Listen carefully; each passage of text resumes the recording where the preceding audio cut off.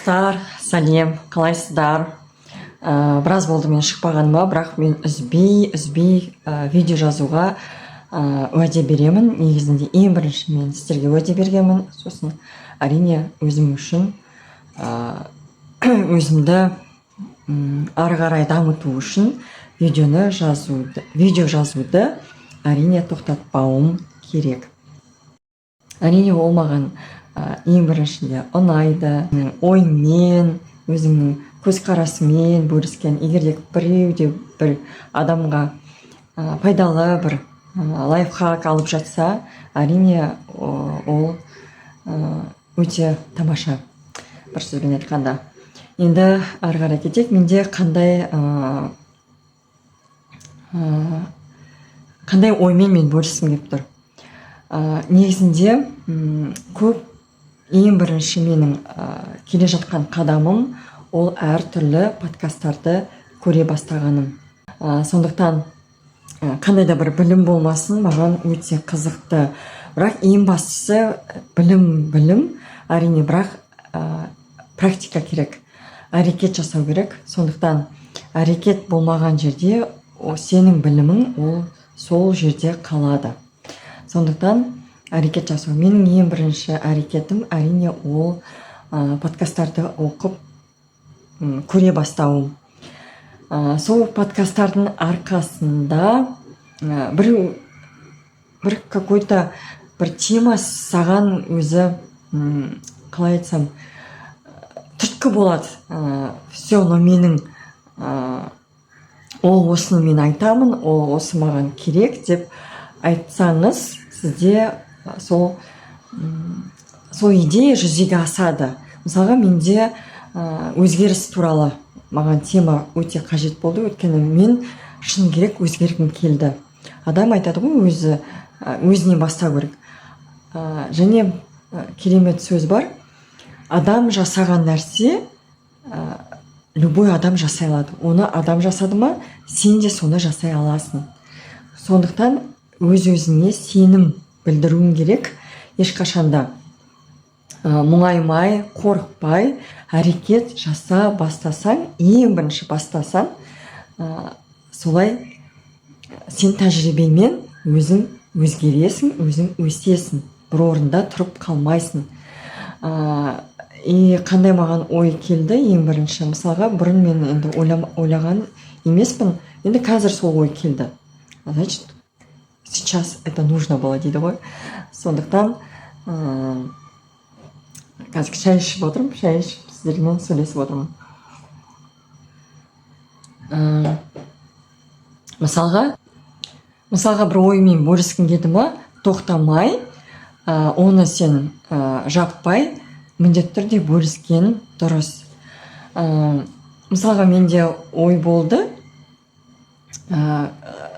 маған бастайын десем, видео жазайын десем, мысалға да, маған әдемі күшті телефон керек, қымбат телефон керек, немесе микрофон керек, немесе күшті бір фон керек. Аллаға шүкір, үйім ремонты бәрі қазір жақсы, өзімнің талғаммен жасадым. Оны да айта жатармын, иә. Бірақ оның алдында да біз бір комната үйде тұрған кезде, ол кезде бірінші бала босаған кезде, ол кезде де мен өзім талғаммен ремонт жасадым, бірақ соның өзінде де мен видео түсіруді бастамадым. Білмеймін, какой-то бір қорқыныш болды, но дұрыс емес, бірақ комната, анау-мынау деген сияқты бір сылтаулар пайда бола берді. Негізінде ол сіздің миыңыздың сопротивлениясы. Өйткені ол жаңа нәрседен ми міндетті түрде қорқады. Сондықтан ең бірінші айтатын менің кеңесім, бір ой келді ма, жасамын дейсің ба, оқимын дейсің ба, мысалға бастаймын дейсің ба, міндетті түрде баста. Ең бірінші әрекет. Сен білім аласың, бірақ әрекет жасамасаң, ол білімің сенде сол жерде қалады. Міне, сондай оймен бөліскім келді. Және тағы бір ой болды менде. Міне қазір мысалға екінші видеомда, мысалға мен дайындалмай, тек қана киімді ауыстырдым жұмыстан келіп, прическамды ештеңе істеген жоқпын. боянбағанмын. Сол бойы шай ішіп отырып сіздермен видео жазып отырмын. Пока үйдің үйдегі адамдар, жолдасым балалармен далада жүр. Уже қараңғы болып қалды. Бірақ сол уақытты пайдаланып мен видео жазып отырмын. Сол айтайын дегенім, қорықпаңыздар, бастайын десеңіздер, міне осылай мен сияқты видеоны бастап айта бастаңыздар, және де керемет идеялар келіп отырады, сол идеяларды жазып отырыңыз. Менде қазір көп идеялар бар, соны жүзеге асыруға мен өзіме тағы да уәде беріп отырмын.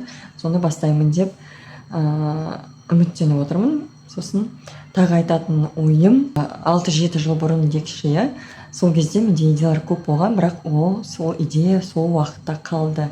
Бірақ оны да қазір мысалға жазып бастап жатырмын, видеоны. Енді соны жүзеге асыруға атсалысып отырмын. Атсалысамын. Мүмкін көп хейт комментариялар кездесіп отыратын шығар, өйткені мен қазір дайындалмай видео жазып жатырмын. Неліктен дайындалмай? Өйткені мен дайындаламын десем, сол видео сол бойы қалады. Сондықтан мен ой келді ма, жазам дедім ба, бітті жазымын. Жаңа алдында айтып отырғандай, үйдегілерім далаға шығып кетті, мен шай ішіп отырмын. Сол пайдаланып, хотя бы бір 10 минуттық болсын, 5 минуттық болсын видео жазсам, маған ол әрине мен үшін үлкен жеңіс. Сол бүгін күн прям тамаша болды, басталған күн. Жаңбыр жауды, мен сториске шықтым. Жаңбыр жауған кезде міндетті түрде дұға тілектеріңізді тілеп, Алладан сұраңыздар деген. Өйткені мен өзім 4 жылдай бала көтере алмай жүрдім. Сол бала көтере алмай жүрген кезде басында енді жассың ғой, ойламайсың. Міне болады. 2 жыл өтті, 3 жыл өтіп келе жатыр, мысалға. Сосын бір инсайт алдым. Сол жаңбыр жауған кезде Алладан сұра деген. Маған сол қатты әсер етті. Алладан сұрап отырдым. Сол жаңбырдың астында тұрып, даже далаға шықпайтын кезде да балкондан қарап, баладан сұрап жүрдім. Екінші баламды тоже ұзақ күттім десем болады, 3,5 жыл болды, әжептәуір. Сол кезде де қорықтым, екінші баламды да дүниеге әкелгім келді деп, екінші бала болса екен, қызыма бауыр болса екен деп, сол техниканы да жасадым. Пайдаланып сіздер сол техниканы жасаңыздар болады, өйткені қазір актуальны тема ғой. Көп отбасы, балалы бола алмай жүргендер бар, өз-өзін таппай жүргендер бар деген сияқты. Тұрмысқа шықпай жүрген қыздар болса, мысалға. Сондай оймен қазір бөліскім келді. Ал барлықтарыңызға рахмет. Егер де мені тыңдап жүрсеңіздер, менімен болсаңыздар, өте қуаныштымын. Барлықтарыңызға сәттілік, берекелі істеріңіз тек қана берекелі болсын. Сол келесі видеода жүздескенше.